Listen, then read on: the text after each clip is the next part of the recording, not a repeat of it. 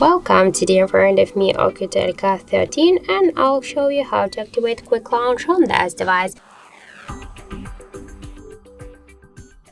So now by double press the power key button, we can see that we can only lock the device, and if you wanna launch the camera app by double press the power key, you should open the settings application and then scroll down to the system section, then click here to the gestures and tap jump to camera.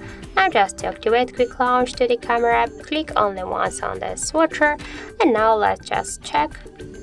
And now we can see that we just successfully activate the quick launch onto the camera app from power key button.